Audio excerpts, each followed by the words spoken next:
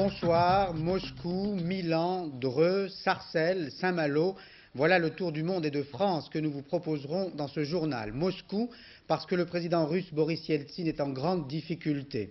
Milan, parce que le mouvement de protestation contre la corruption en Italie s'amplifie. Dreux, pour suivre le duel entre Roger Bambuck et Marie-France Tirbois à 8 jours du premier tour des élections législatives. Sarcelles, pour assister à un autre duel entre Dominique Strauss-Kahn et Pierre Lelouch.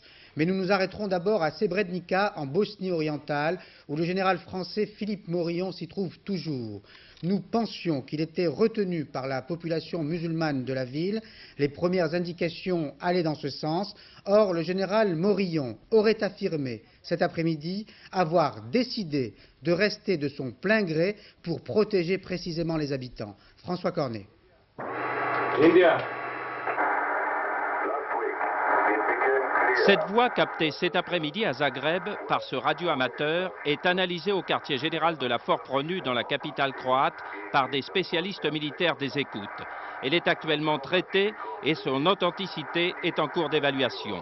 Le message diffusé, semble-t-il, depuis l'enclave musulmane de Srebrenica en Bosnie-Orientale, assiégée depuis 11 mois par les Serbes, est déjà authentifié par les proches collaborateurs du général Morillon à Sarajevo comme émanant bien du commandant de la force de protection des Nations Unies en Bosnie. Ce message est clair. Philippe Morillon dément être retenu contre son gré à Srebrenica. Il a décidé de rester ici de son propre chef alors que plusieurs sources de la Fort Pronu et du Haut Commissariat des Nations Unies aux réfugiés affirmaient ce matin qu'il a été retenu de force depuis vendredi dernier par des civils musulmans. Le général Morillon, que l'on voit ici sur ces images tournées jeudi soir à Zvornik, avait annoncé qu'il se rendait à Srebrenica pour négocier avec les forces serbes l'évacuation des blessés de la ville assiégée. Sa mission était aussi de faire entrer dans Srebrenica ce convoi humanitaire bloqué depuis plusieurs jours par les forces serbes. Le général Morillon a semble-t-il échoué dans ses négociations. Les 75 000 habitants de Srebrenica n'ont pas été ravitaillés par ce convoi. L'offensive serbe s'est intensifiée contre l'enclave musulmane. Philippe Morillon a fait savoir dans son message qu'il restait sur place pour calmer l'angoisse de la population. Confirmation par un officier de la force Pronu à Sarajevo. Il est en bonne santé, il ne se sent pas menacé et il a choisi de rester à Srebrenica. Alors Gérard Sebag, on reste tout de même intrigué. Le major Robertson nous disait en direct de Zagreb sur cette antenne qu'il était retenu. Effectivement, c'est une situation plutôt confuse et étrange pour le général Morillon, car les premières informations en provenance de la ville de Srebrenica laissaient entendre que le général Morillon était, disons, retenu, pour ne pas utiliser le mot otage, par une partie de la population, et qui, pour faire pression, lui demandait des assurances sur 3 points.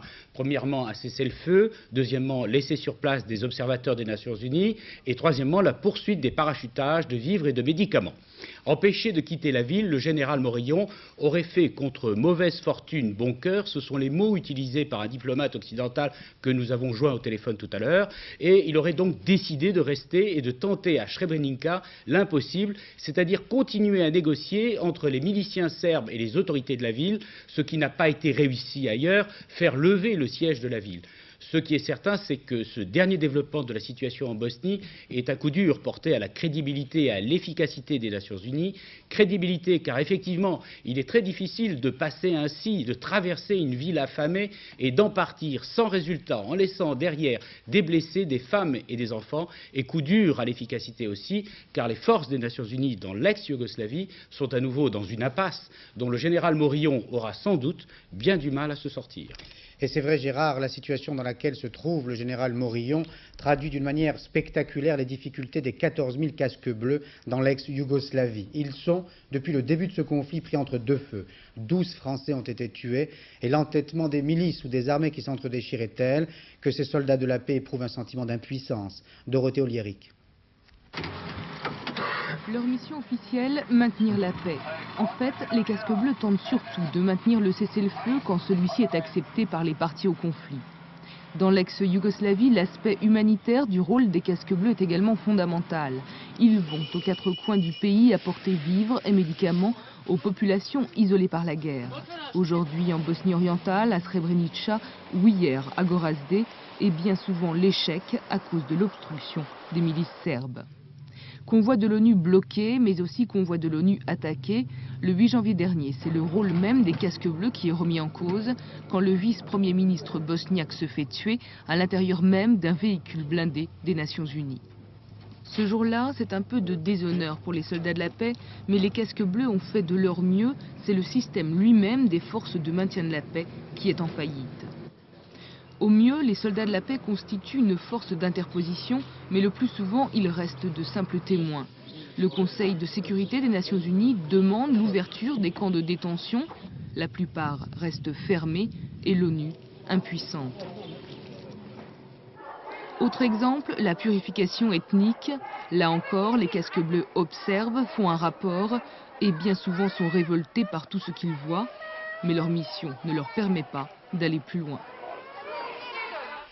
Des mineurs à la rescousse de Boris Yeltsin, des collectifs de travailleurs se sont formés et proposent leur aide au président russe dans le bras de fer qu'il oppose au Congrès. Les parlementaires ont en effet rejeté son projet de référendum. Le peuple russe devra peut-être arbitrer une épreuve de force de plus en plus aiguë, mais de quelle manière? Retrouvons à Moscou notre envoyé spécial permanent, Marcel Tria. Dernière épreuve pour les députés du Congrès, la traversée de la place Saint-Basile entre le Kremlin où ils siégeaient et l'hôtel Rossia où ils sont logés. À bas votre vassal Kasboulatov, le traître, salaud, crétin, ordure. La démocratie bat son plein au centre de Moscou. Quel que soit leur camp, ils sont sûrs de se faire insulter, soit par les fans de Boris Yeltsin à gauche, soit par ses adversaires à droite, communistes plus ou moins orthodoxes et tsaristes, au coude à coude. Avant de se séparer, les députés du Congrès ont confirmé ce matin toutes leurs décisions d'hier. Annulation du référendum sur l'instauration d'un régime présidentiel, droit de veto sur tous les décrets du président, une véritable gifle pour Boris Yeltsin et ses partisans. Il faut fusiller les communistes. Le communisme ne passera pas. Et si les autres gagnent? Il n'y aura que du sang. Au début, le bordel. Et puis le peuple va prendre les armes. Et après, c'est la guerre nucléaire. Ceux d'en face ne sont guère plus tendres. La bande Yeltsin au tribunal. Union soviétique. Union soviétique. On va renverser Yeltsin. C'est un cadavre politique. À cause de lui, le peuple est coupé en deux. Toutes les républiques sont divisées. Toutes les nationalités. Il a semé la haine entre les peuples. Vous êtes plus libre maintenant ou avant? Avant, avant. Qu'est-ce qui va arriver maintenant? L'ordre. Il y aura de l'ordre. Deux Russies face à face. Entre les deux, après ce 8e congrès des députés catastrophique pour Boris Yeltsin, un inquiétant vide politique. Des milliers de personnes aujourd'hui dans les rues de Milan pour protester contre la corruption et pour réclamer la démission du président du Conseil, Giuliano Amato. Il y avait essentiellement parmi les manifestants des ouvriers, des universitaires, des lycéens, des infirmières et des chômeurs. Ces défilés se sont multipliés ces derniers temps dans toutes les villes d'Italie. Ils témoignent d'une hostilité grandissante de l'opinion publique à l'égard de certains hommes politiques accusés d'avoir fraudé longtemps et en toute impunité. L'enquête de notre correspondant permanent Jean-Louis Le Seine. Aujourd'hui, quand le président du Conseil vient au Parlement parler de moralisation de la vie publique italienne, il se fait conspuer. Le ton monte et les gestes se précisent. Dans la rue, Giuliano Amato n'est pas mieux servi. On le traite de bouffon. Lui qui voulait sortir de la crise avec un décret d'amnistie qui a refusé de signer le président de la République, le voilà soudain contraint de tout assumer et de tout faire pour rester en poste jusqu'au 18 avril, date à laquelle un référendum devrait aménager le mode de scrutin italien, la proportionnelle intégrale, qu'on accuse ici de tous les maux. Devant l'ampleur du blocage, l'initiateur du référendum se veut maximaliste. L'Italie a besoin d'un changement, d'un grand changement. D'un changement de classe politique, d'hommes et de partis. Et la base saine est un changement qui doit être très grand, presque total de la classe dirigeante du pays, et pas seulement à niveau national, mais aussi à niveau local. C'est exactement ce que pense l'Italien de la rue. Tous les jours à la télévision, il voit défiler, menottes aux poignets, des hommes qu'il croyait puissants hier.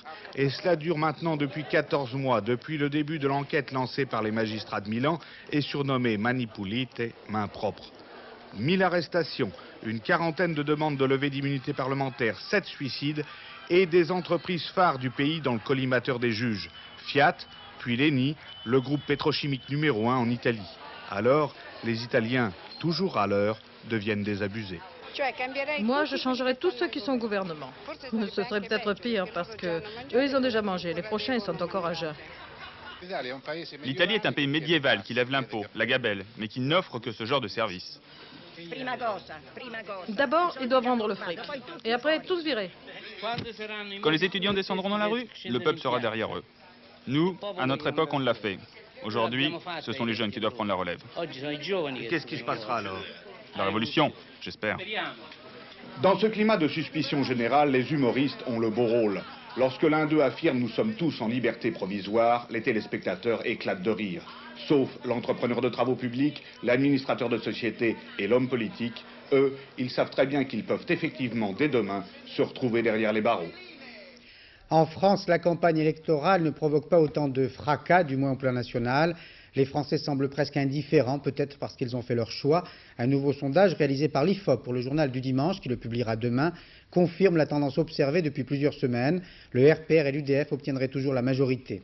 Mais sur le terrain, le débat peut être parfois vif. Allons d'abord à Dreux, où Roger Bombic a décidé de défier Marie-France Tirbois, le seul député sortant d'extrême droite. Reportage de Jean-Baptiste Prédali et Michel Levasseur. Madame Tirbois, Madame Tirbois, Madame Tirbois, vous connaissez rien, ça, par l'exclusion. Vous avez que ça, c'est ça. À Dreux, même en campagne électorale, l'unique député sortant du Front National préfère choisir ses interlocuteurs.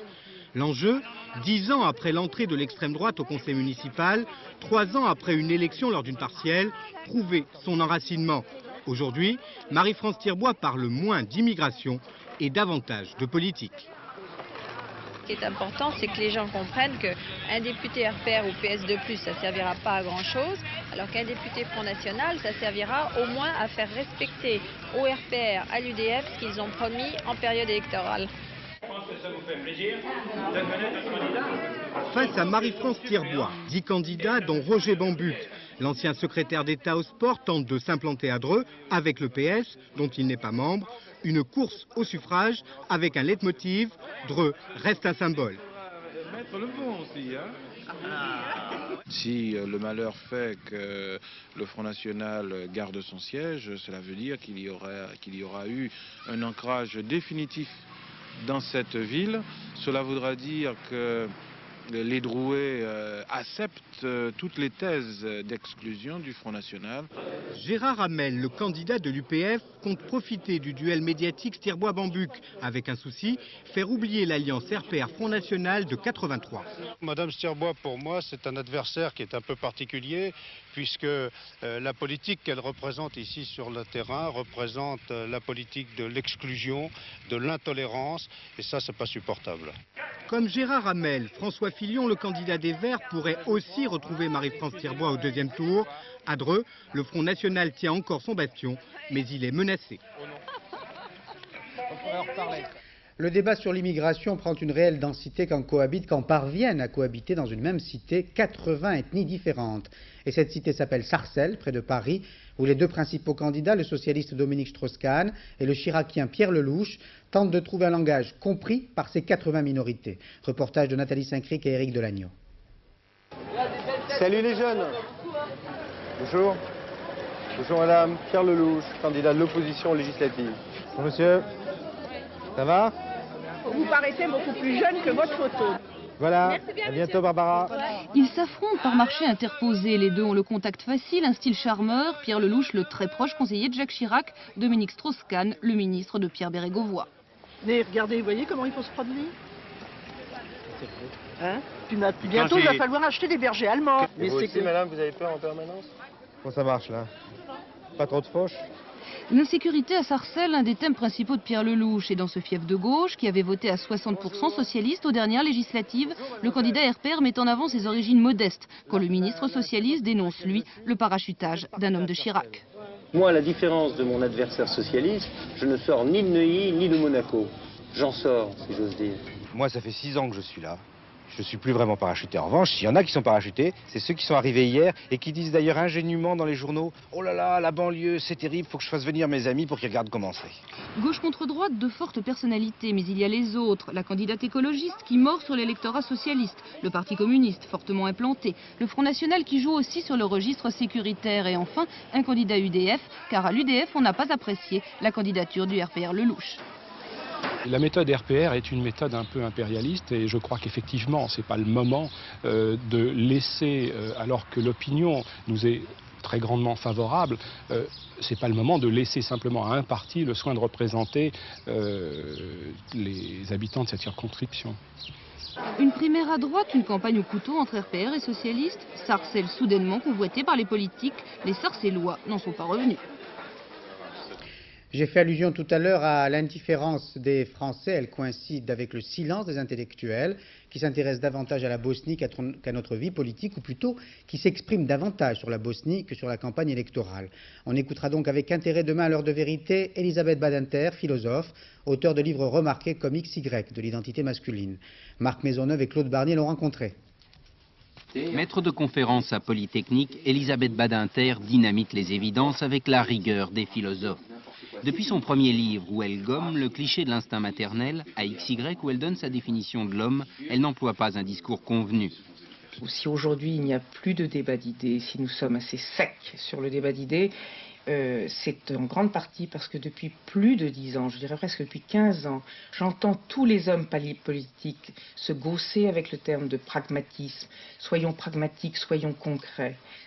Qui signifie un mépris pour les idées générales, un mépris pour les systèmes de valeurs. L'idéologie qui est un système de valeurs dont on paye en ce moment les pots cassés. À force d'avoir le nez sur le quotidien, l'exceptionnel et ce qu'on appelle le concret, eh bien on se prive d'une vision plus large de la société et en ce moment on en crève. Demain, pendant l'heure de vérité, ce ne seront sans doute pas les seuls journalistes qui poseront les vraies questions, celles qui dérangent. Et l'on vient d'obtenir à l'instant de nouvelles informations sur le sort du général français Philippe Morillon, toujours bloqué dans la ville de Srebrenica, en Bosnie orientale. Des informations données par le général Morillon en personne. Un radioamateur a réussi à capter son message. Je vous propose de l'écouter. Le général Morillon précise les raisons de sa décision. C'est lui qui a décidé de rester dans cette ville pour la protéger, pour protéger la population musulmane contre l'offensive serbe. Écoutons-le. Le général Morillon qui vous parle de Srebrenica. Conscient qu'une véritable tragédie se préparait à Srebrenica, j'ai décidé de m'y porter. Et je suis décidé à y rester pour calmer l'angoisse de la population et essayer de la sauver.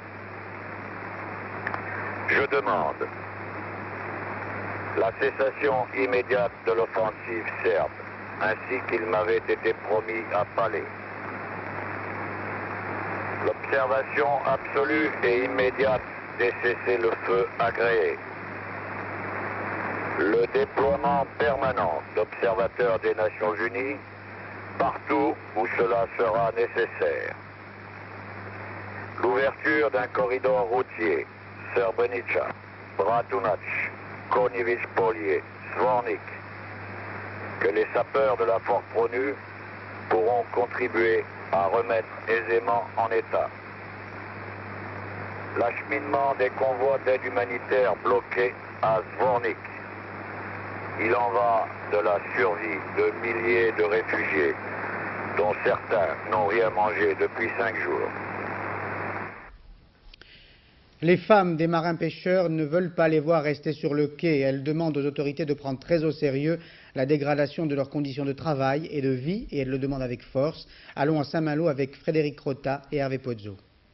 Un corps à corps pas tout à fait comme les autres. Les 300 femmes de pêcheurs qui multiplient les actions depuis quelques semaines ont donné du fil à retordre aux policiers.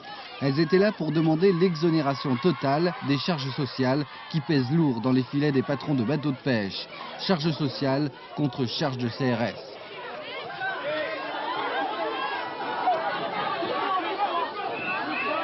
On était venus pour t'expliquer. C'est une manifestation pacifique, là, ça va pas. On comprend pas. Il y a eu d'autres manifestations organisées, on n'a jamais vu ça, non? Surtout des femmes, qu'est-ce que vous voulez qu'on aille leur casser, nous les bonnes femmes? Merde, on va leur casser nos pancartes sur la gueule ou quoi? Une délégation de militantes a finalement été reçue au siège de l'ENIM, l'organisme qui gère les dossiers de sécurité sociale des marins. Mais pendant la rencontre, quelques petits incidents, lancés d'œufs, de farine et de peinture, le tout assaisonné de sel marin. Pas de blessés heureusement, mais le soir, certains CRS maculés ont dû se faire gronder par leurs propres épouses. Une autre manifestation a eu lieu à Paris, cette fois, mais plus calmement. Elle était organisée par les motards qui ont protesté à moto contre le permis à points et les mesures anti-bruit. Michel Fine et Jacques Girard les ont suivis de la Tour Eiffel à la Bastille.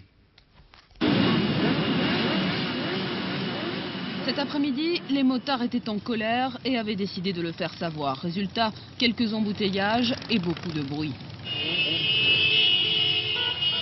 Ceux qui ont défilé sont venus pour protester en vrac contre l'instauration du permis à points, le projet de permis européen, les mesures anti-bruit et le ministre des Transports. L'autre point qui nous intéresse aujourd'hui, c'est les déclarations qu'a fait Georges Sarr il y a quelques semaines, 3 semaines avant les élections, des déclarations promettant de résoudre tous les problèmes de sécurité, rails de sécurité, ralentisseurs, bandes blanches, alors que 3 semaines avant les élections, ça fait 10 ans qu'on le demande, ça fait 6 ans que Georges Sarr est au pouvoir. Depuis, il n'a rien fait, et 3 semaines avant les élections, miraculeusement, il nous trouve des fonds pour résoudre tous ces problèmes-là. On sait très bien comment ça va se passer, le nouveau gouvernement va arriver, que ça soit vrai ou pas, il va nous dire qu'il a trouvé les caisses vides, et la mesure sera remise à perpète. Conséquence, les motards en colère n'auront plus qu'à refaire une manifestation après les élections. La terre a tremblé sur l'île de Futuna, dans le Pacifique Sud. 3 personnes sont mortes, dont 2 enfants. Une vingtaine d'habitants ont été blessés et les dégâts sont sérieux. Le ministère des Départements et Territoires d'Outre-mer a mis en place une cellule d'urgence. Inquiétude également sur la côte nord-est des États-Unis, secouée par une violente tempête. Elle a tué 12 personnes au moins. New York l'attend avec effroi. Bruno Albin nous appelle de Manhattan. Il y a 10 ans qu'on n'avait pas vu cela à New York et même aux États-Unis. Une énorme tempête tropicale, des vents et des précipitations de la force d'un cyclone qui rencontrent une incroyable masse d'air froid venue du Canada. Résultat, une tempête de neige indescriptible. La neige tombe en ville à raison de 6 cm par heure. Dire que toute activité est paralysée est un euphémisme. À New York, il y a des vents de près de 100 km/h par endroit. On a ouvert des écoles pour les transformer en abris et le gouverneur de New York a déclaré l'état d'urgence. La situation est la même sur toute la côte est de la Floride jusqu'à la frontière canadienne. Des marées dévastatrices. Et le pire reste à venir. La tempête se déplace vers le nord. Elle laisse derrière elle un spectacle de désolation. En Floride, on dénombrait ce matin 5 morts. À Washington, comme partout ailleurs, les aéroports ont été fermés, on n'atterrit plus et on ne décolle plus de la côte est des États-Unis. Tout le monde est logé à la même enseigne et la Maison-Blanche n'a rarement autant mérité son nom. Lorenzo, c'est le titre d'un film que vous pouvez voir depuis mercredi. Lorenzo, c'est le nom d'un enfant condamné par le destin. Il souffrait d'une maladie génétique considérée comme incurable, sauf par son père et par sa mère, qui ont tout fait pour le sauver. Jean-Daniel Flézaquier a vu le film qui raconte l'histoire. Un petit bonhomme de 4 ans chez qui on découvre une maladie génétique aussi rare qu'imprononçable, l'adrénoleucodystrophie. La révolution génétique n'a pas commencé, la médecine est impuissante et les médecins jaloux de leur pouvoir ne veulent pas avouer cette impuissance. Alors les parents de Lorenzo vont se battre avec leur tête, avec leur cœur, avec leurs tripes pour empêcher Lorenzo de mourir. Et avec des scientifiques, ils vont réussir à mettre au point une potion à base d'huiles alimentaires, une potion qui va freiner la progression de la maladie. Spectateur privilégié de ce film, l'un des chercheurs français qui vient de découvrir le gène impliqué dans cette maladie et qui parle de l'utilité des parents dans la recherche. Quand on est parent avec un gamin atteint d'une maladie grave, il y a toujours le temps contre vous. Toujours le temps contre vous qui fait que la maladie de votre enfant s'aggrave. Et c'est une chose que les médecins, les scientifiques n'ont peut-être pas toujours à cœur ou ne ressentent pas toujours. Yes, it is. Arrogance. It comes from the Latin word argare. You know the root of what it means? It means to claim for oneself. That's the root. It means to claim for oneself. And I claim the right to fight for my kid's life. And no doctor, no researcher, No bloody foundation has the right to stop me from asking questions which might help me save him. En travaillant sur la préparation de ce film, je me suis aperçu que les spécialistes de cette maladie rare ne se préoccupaient que des questions théoriques, pas du tout du traitement.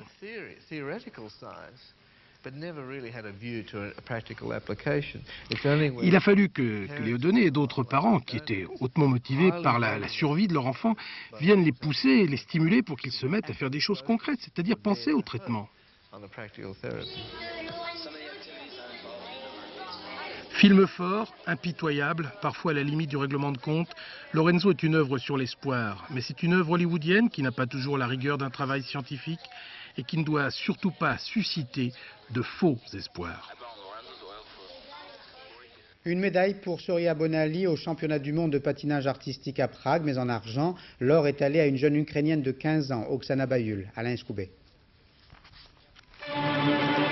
Surya Bonaly ou la puissance pour la gloire. Oksana Bayul ou l'infinie légèreté de l'être. Ah, qu'il était dur cet après-midi à Prague d'être juge et qu'il était doux d'être spectateur.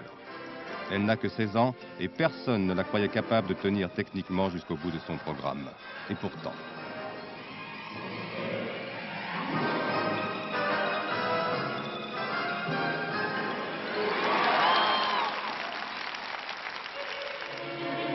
Surya, elle, était passée juste avant, telle une statue où l'on ne voyait pas l'ombre de la trace d'un trac. Elle enfilait les seaux comme on enfile les perles.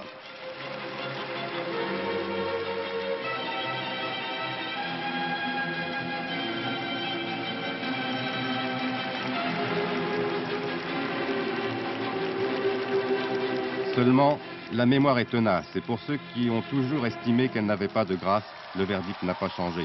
Ce furent des notes d'horreur pour l'impression artistique et ainsi s'envola pour Surya le titre de championne du monde. Et ce fut Oksana qui en profita dans les larmes. Elle pleurait pour la raison la plus simple du monde. Elle avait bien patiné. Alain Escoubet est si friand de sport qu'il a retenu d'autres images et d'autres informations. On partage cette gourmandise. Il n'y a pas que sur la glace que l'on glisse et que l'on danse, sur la neige fraîche aussi. Il s'appelle Baker comme l'autre et il use de ses skis comme l'autre de sa raquette. Mais lui est français, prénom Fabrice. Il est champion du monde de ski artistique, catégorie ballet. La France, décidément, n'a pas perdu son week-end. D'autant qu'à Lillehammer, pour la descente pré-olympique dames, une Française encore est montée sur le podium. Troisième marche pour Carole Montillet, inconnue jusqu'alors au bataillon des descendeuses. Les skieuses dans leur ensemble se plaignent de la mauvaise qualité de la piste olympique, à commencer par Carole Merle, perdue dans les profondeurs du classement. Il faut essayer de faire des choses qui sont belles et je crois que c'est très ennuyeux à regarder à la télé une descente comme ça. Cocorico troisième, l'équipe de France de hand que l'on voyait déjà absente des phases finales du championnat du monde après la défaite contre la Suisse est qualifiée pour la suite des opérations. Elle a battu hier la Norvège et aujourd'hui la Roumanie 23-22. Elle est même deuxième de son groupe. On efface tout et on recommence. Alain Prost, le retour. Pole position pour le Français à Calamy qui a battu Senna lors des essais de 88 millièmes précisément. Prost-Senna, le duel, le retour. Et il me prie de vous donner une dernière information. Il s'agit de la course cycliste Paris-Nice. C'est l'Italien Fondriest qui a remporté la 4e étape. Le Suisse Alex Juel reste leader. Ouverture aujourd'hui à Paris de la 19e convention des disques de collection. Ceux qui vont fouiner dans les stands n'y vont pas forcément dans l'intention d'amasser les pochettes, mais sont parfois à la recherche d'un souvenir, d'une émotion. Pascal Doucet-Bon et Claude Barnier ont ainsi retrouvé un inconditionnel de Claude François, mort le 11 mars 1978.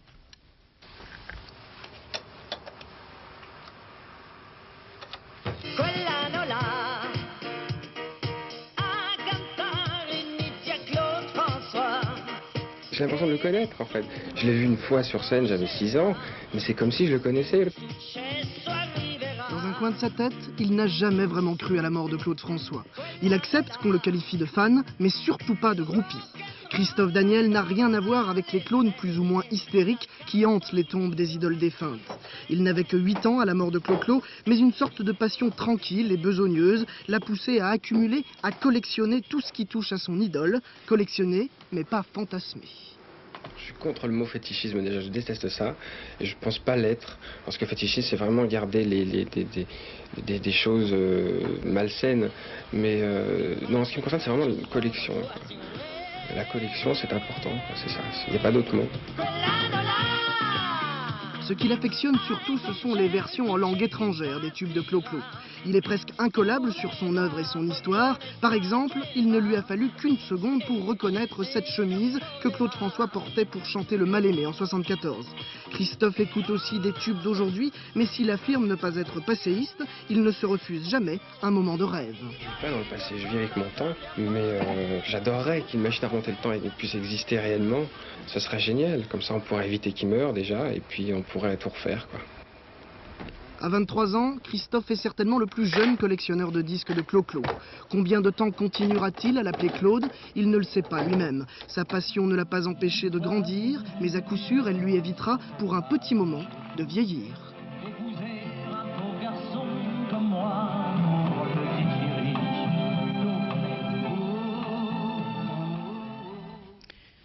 On goûte à peine aux premiers rayons printaniers qu'on nous parle déjà du prochain hiver, mais sous une forme plaisante. Elles vont apparaître, tout habillées, on ne s'en lassera jamais, habillées par Kenzo, j'allais oublier. Marie-Josée Lépicard et Bernard Connor nous les présentent.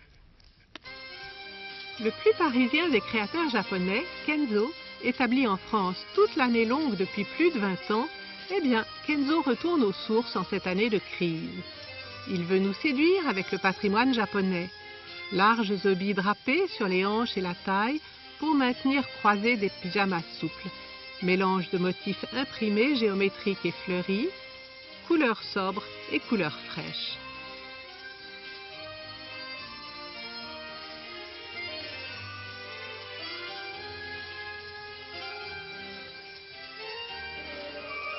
Mais rappelez-vous, c'est une collection d'hiver. Mieux que les fausses fourrures, la mode aujourd'hui est beaucoup aux moutons retournés. En manteau, en veste.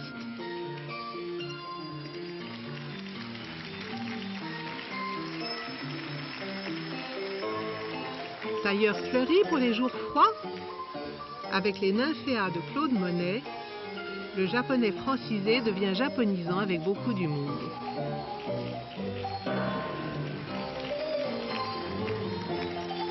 Réinterprétation du smoking, entre Occident et Orient, en noir et blanc, en noir et rouge.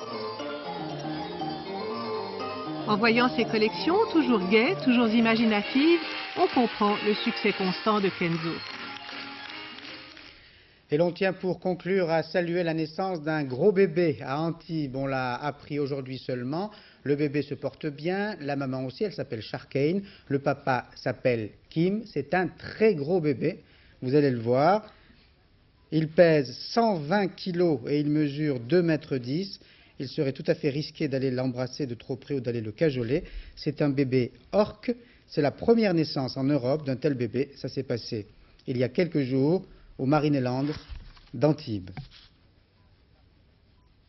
Dernière image de ce journal. Dans quelques instants, Pierrette Bresse vous parlera du tiercé, des pronostics, elle vous annoncera pour demain. Nathalie Riouet vous parlera ensuite du printemps, puis à 20h50 vos plus folles histoires avec Valérie Maurice et Thierry Beccaro, à 22h55 Hardimat d'Thierry Ardisson et à minuit 10 le dernier journal de Catherine Sellac. Bonne soirée sur France 2, à demain 13h, bonsoir.